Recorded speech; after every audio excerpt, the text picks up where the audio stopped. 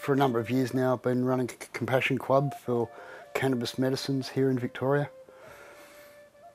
The government refuses outright to make it available. They're claiming again now that it'll be available in November, but to such a limited number of people that it hardly meets the requirement of the treaty they claim to be upholding, the Single Convention on Narcotics, that says adequate provision must be made for medical and scientific purposes. Adequate provision for me is when that everyone that needs it can get it. Why am I doing this? I've known since I was 17 years of age that cannabis was medicine. My spine was damaged when I was 12. In the following 5 years I went through the pharmacopoeia trying to find something to give me pain relief. Nothing worked. I tried cannabis, it worked. I told my GP at the time, and they said, oh, you can't do that, it'll send you mad.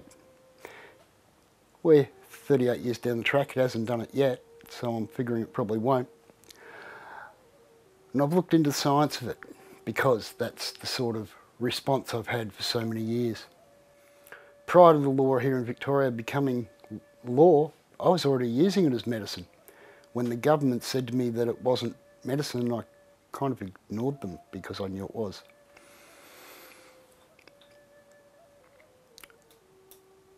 In reading the science, I found out that it helped a lot of other things besides the pain.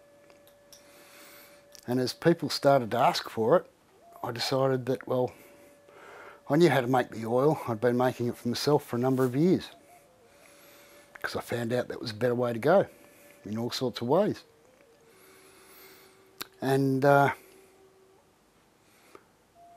started helping others that needed some help because the government kept saying no, and when you're in pain and none of the medications are working, that's not a place to be for anyone. I wouldn't wish that on my worst enemy. So when people asked for help, I gave it. That kind of caught on because people talked about it with their friends. Hi, my name is Randolph Pullen and I've got stage 4 pancreatic cancer. Medical cannabis has been an integral part of my journey with this disease, and I've decided that it's probably the best anti-cancer drug I've ever used.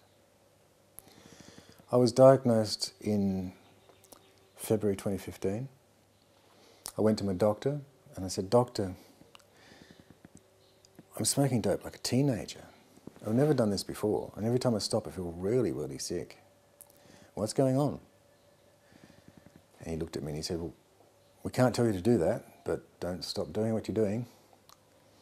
And get this CT scan and an ultrasound and a few other things." And then the test results were ready and I had the big talk. And I worked out that I needed to take oral cannabis because it was better. So I immediately started on that. I maintained my CA 19.9 pancreatic cancer markers and perhaps reduced them before my surgery. While I was in hospital, the doctor recommended I stop taking cannabis and take opiates, which I did to fit in with them. I ended up being on the opiates, on oxycodone, for about 6 months, fairly high dose, and I developed a pretty tough little addiction. So I went cold turkey and replaced it with cannabis oil, and it was too late though. The cancer had come back like it does with most resected pancreatic cancers. After 10 hours of surgery, 6 months of endone, cancer returned as they do. Moved across to cannabis oil, which I wish I'd done months earlier, and got better relief, and yeah, it just seemed to work better, and it avoided this oxycodone stuff, which is just dreadful. It's truly horrible. It sucks your life away. You might be dying of cancer, but if you're stuck in a bed looking at the ceiling because you're on oxy, you have to question what your quality of life is. Cannabis oil allows you to get the same sort of benefit from the drug without being stuck in bed. You can go out and live. That's a major, major difference. My name's George Pookie. I'm 55 years old. Just over 2 years ago, I wasn't very well. I was coughing up blood. So I decided to go see the doctor naturally, and he sent me off to have an x-ray to start with. That was quickly followed up by a CT scan, and the end result was that they found I had a large tumour in the upper node of my right lung. The tumour measured 55 mil by 45 mil by 45 mil. So it was quite a big tumour. The plan was that I'd be treated with an intensive course over 5 weeks of chemotherapy in conjunction with radiation. I didn't really want to have the chemo because I'd done a fair bit of research on it, and yeah, I knew that it wasn't too good. But due to family pressures, I agreed to go through and have the chemotherapy and the radiation. I continued having chemotherapy for a week. After a week, all the veins in my arm had all gone hard and lumpy and sore. Chunks of hair were coming out, and I was throwing up a fair bit as well. And I was convinced that I wouldn't see Christmas.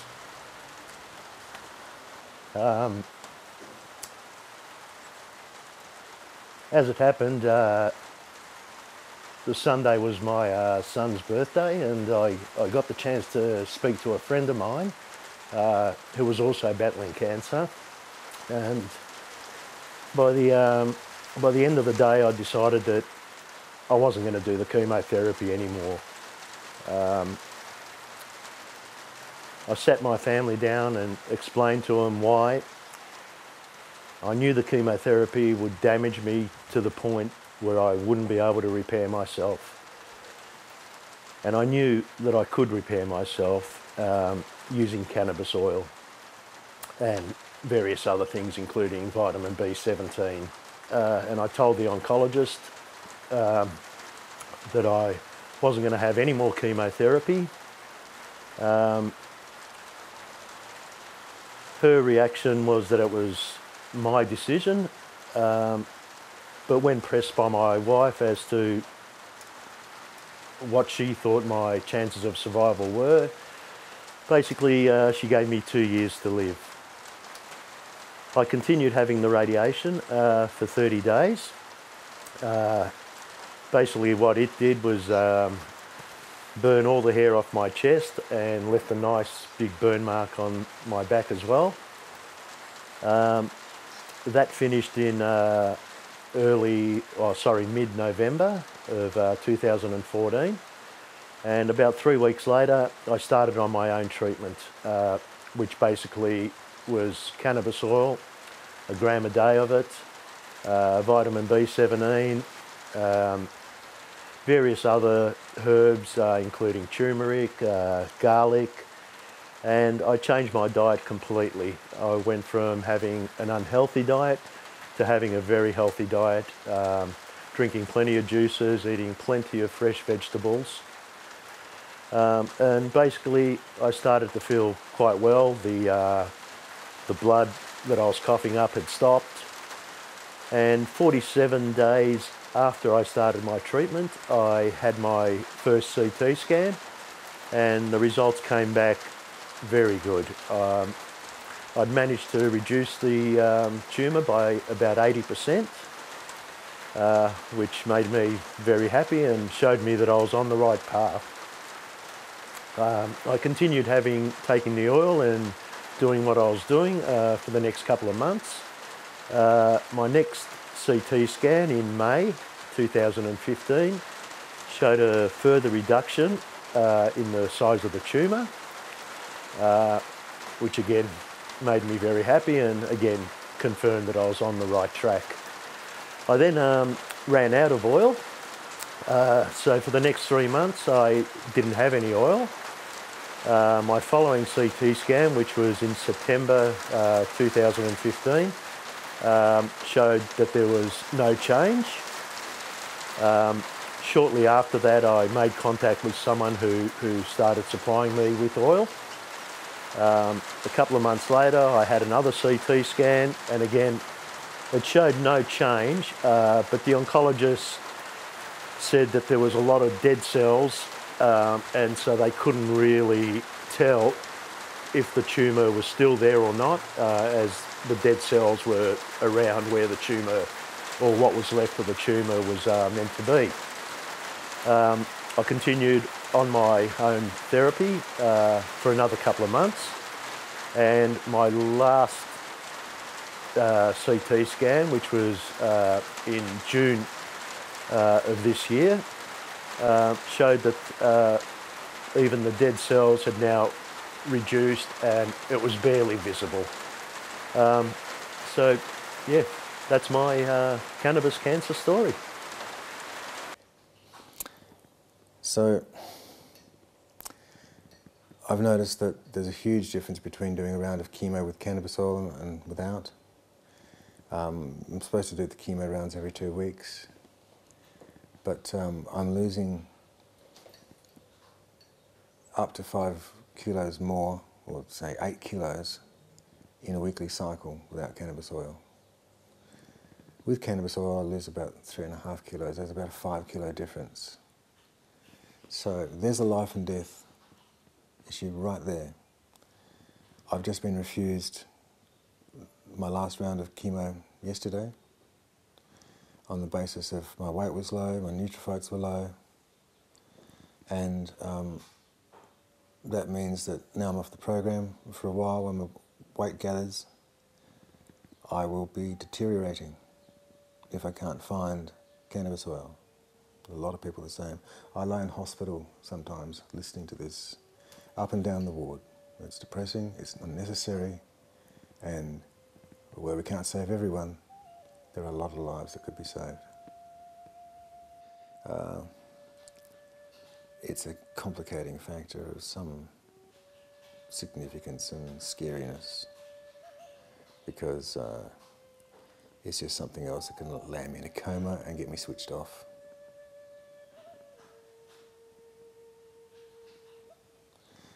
Without cannabis oil and without chemo, I'd rate myself for about 6 weeks of decline.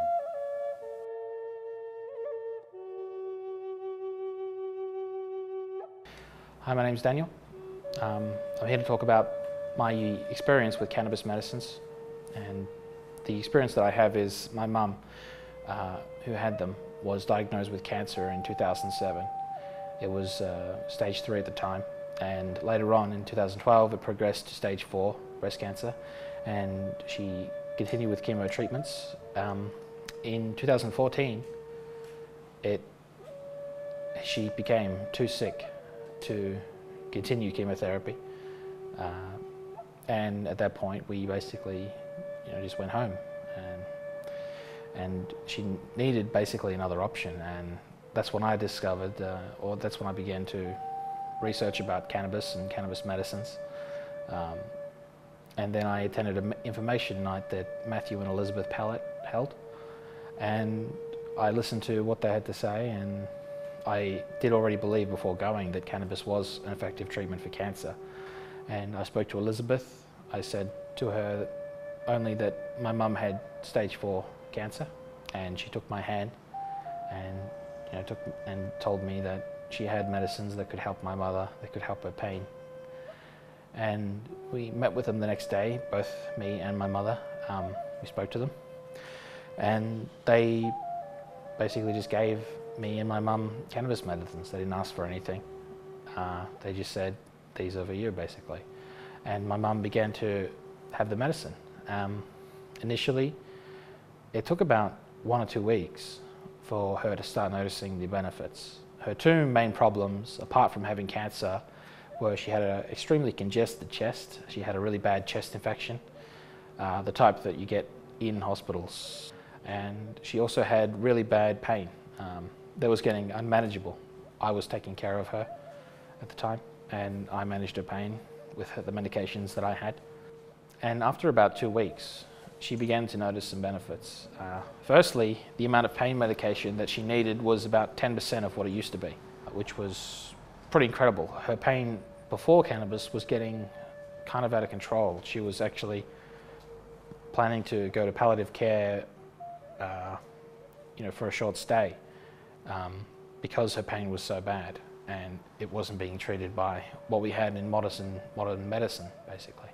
And with cannabis and a little bit of the modern medicine, she got tremendous pain relief and a lot more quality of life.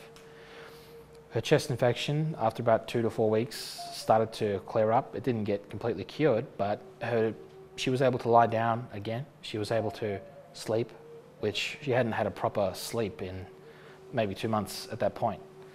And so we continued on the cannabis. Our ultimate goal was to try and cure her cancer.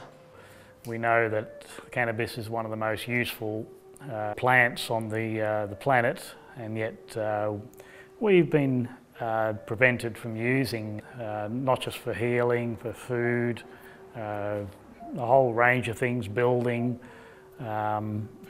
It's a great fibrous material, and it makes great rope. And so farmers used to be encouraged to use the material, but then that was outlawed, which is interesting. Unfortunately, 3 weeks before she died, Matthew and Elizabeth were raided by the police, who took everything, basically everything they had. My mum was left with enough cannabis to manage her pain for 3 weeks. After that, there would be nothing left, and she died with about 1.5 days left of pain management cannabis left. We were helping more and more people right up to the day the cops turned up and stole all the medicine. A government has an obligation to look after their citizens. Part of that is making available medicines that people need. There's nothing that deals with MS, but cannabis deals with MS. May not reverse it, but it gives pain management. It slows the progress of the disease. And there have been instances where it has reversed it for some people. Not here, but overseas, massive doses can do it. The thing about with cannabis meds is that there's no actual way to overdose on them. According to the Health Department government website, the Australian Government Health Department website, the fatal dose of cannabis for a person that weighs 65 kilograms is estimated, and it's only estimated because there are no stories in the medical literature that show a fatal cannabis overdose. And trying to find that level would have moral implications, so really there's no evidence exists. But they estimate it to be approximately 8.5 kilos for a 65 kilogram man. Now, I don't care what substance is. You can't go through 8.5 kilos in 15 minutes. You know, give someone chocolate, they still couldn't do it. Water, 8 kilograms of it will kill you.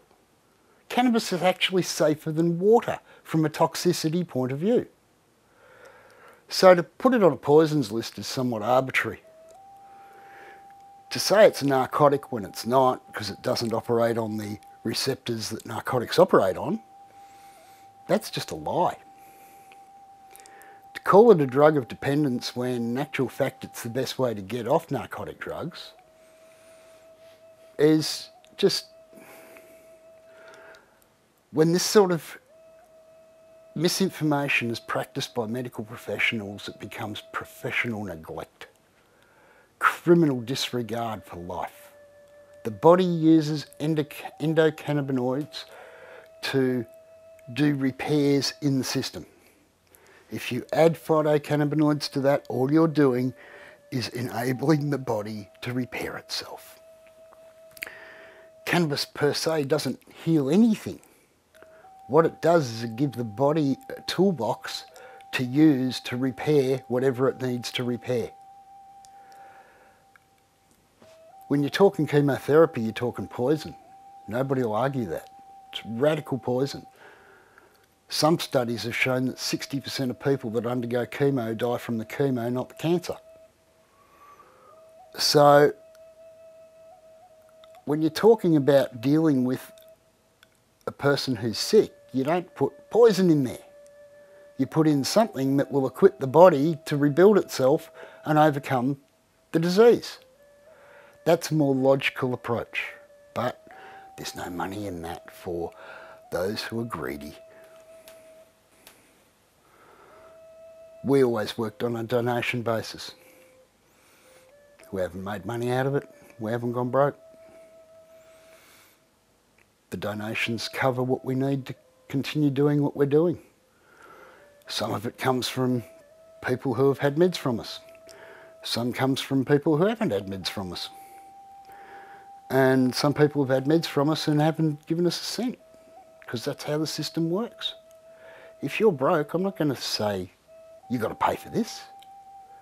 You've got to get well. That's the priority. Government calls us criminals. I don't think we're criminals. I don't think compassion is a crime. I think the real crime is prohibition. And prohibition just supports organised crime. And people who support prohibition support organised crime. And they're the ones with the blood on their hands and the war on drugs. A war that needs to be ended for Australia, for the whole world. Abuse of medicinal substances is not a law and order issue. It's a medical issue. It needs to be treated as a medical issue. So if we keep waging a war and we don't deal with the underlying cause of addiction, then we never win. I worked in the rock and roll industry for a long time, and it was widely known that if you were coming down off speed, if you used cannabis, you'd have a slow landing, not a crash and burn. The current ice epidemic is just a beat up. There is no chemical difference between ice and the methamphetamine that was readily available in the 1980s. The only difference is most people didn't see the quality back then. There's more quality stuff around, and that's what it's about. I don't use methamphetamine, I don't like it, but many do.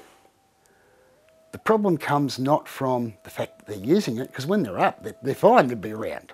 It's when they're coming down that the problems occur, the aggro occurs, the crash and burn, and there's the psychosis that kicks in after 3 days of being awake. Doesn't matter what causes you to be awake for that long, that happens. You bring people down on cannabis, they land gently. It doesn't cause a problem, and we don't see the crap we're seeing in our hospitals. But the authorities deny all this. They say you can't get around it. It's the most addictive drug ever, rah, rah, rah. And they're just spinning more lies. The lies have got to end. We've got to deal with the substances based on the science of the substances and what works and what doesn't work from that point of view. Anything else is just political grandstanding to make those who are greedy a policy that supports their greed. That's not a really nice country to live in, I don't think. But that's Australia. 2016. We think the people will come with us and stand against the politicians. And if they do, great. If they don't, we'll keep fighting. This has to end. People are dying for no reason. People are suffering for no reason. People are overdosing on prescription medications, opiates, etc., because they're not getting pain relief. And we're watching patients that we're helping with tinctures that they come off their pharmaceuticals, and if you're not taking them, you can't overdose on them. It's a fairly simple concept that even the average doctor should be able to get their head around. The lies have got to stop. That's all I've got to say.